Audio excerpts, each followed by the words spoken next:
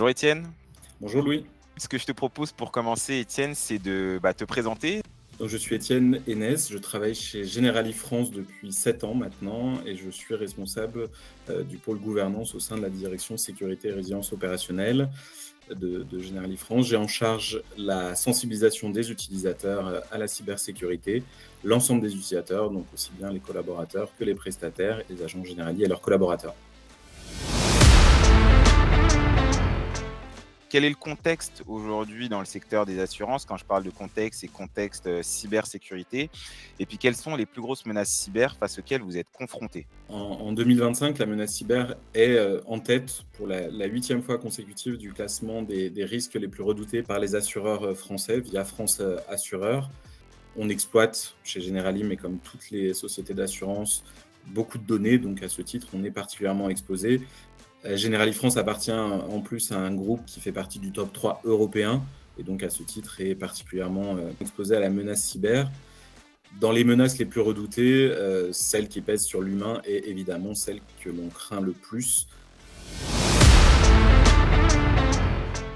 Est-ce que tu pourrais nous dire pourquoi il est important pour toi de pouvoir gérer spécifiquement le risque de tes dirigeants ou des dirigeants de Generali? C'est important parce que si l'ensemble des utilisateurs de Generali sont des cibles potentielles, les VIP sont des cibles de choix. On avait déjà des actions de protection vis-à-vis du top management, mais ce que proposait Another Way nous a permis de compléter en fait ce que nous on faisait déjà et de montrer à cette population-là via des outils spécifiques le fait qu'elles étaient encore plus à risque que l'ensemble des utilisateurs. D'accord, et j'imagine que ça a changé votre manière de piloter le risque cyberhumain au quotidien. Est-ce que tu pourrais nous dire quoi, par exemple?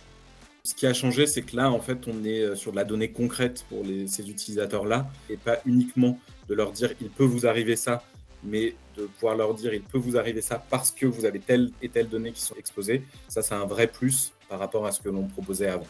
Et à mon sens, ça a permis de compléter cette vision-là par leur vision individuelle, qu'elle soit personnelle ou professionnelle. Justement, Étienne, on parle souvent des difficultés à impliquer les dirigeants dans les actions de cybersécurité. Quel a été l'impact de l'utilisation des outils Another Way chez Generali?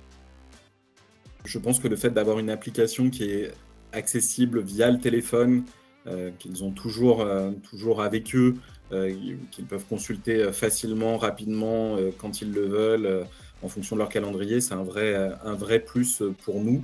L'outil nous permet aussi de mesurer la prise en compte des actions de remédiation, de voir ce qui est fait, de voir aussi la manière dont le risque évolue pour ces utilisateurs-là. Donc, ça nous donne plus de visibilité sur leurs actions et sur la manière dont ils sont embarqués et la nécessité de temps en temps de faire des rappels. Il y a aussi des messages de sensibilisation qui sont envoyés, qui sont un vrai plus pour nous également. Et on sait qu'en matière de sensibilisation, on est beaucoup sur le fait de répéter et de recontextualiser des messages. Merci Étienne pour ta réponse. Et si tu devais, en 3 mots, définir Another Way?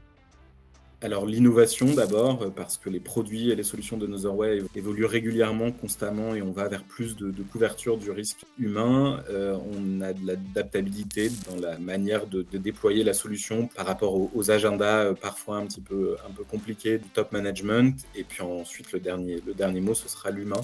L'humain dans le risque que l'on couvre évidemment, mais aussi l'humain dans les relations professionnelles et l'accompagnement qui est proposé par Another Way. Innovation, adaptabilité et humain, c'est les 3 mots qu'on retiendra. Merci beaucoup Étienne d'avoir accepté de participer à cette interview et puis à très bientôt. Merci Louis, à bientôt.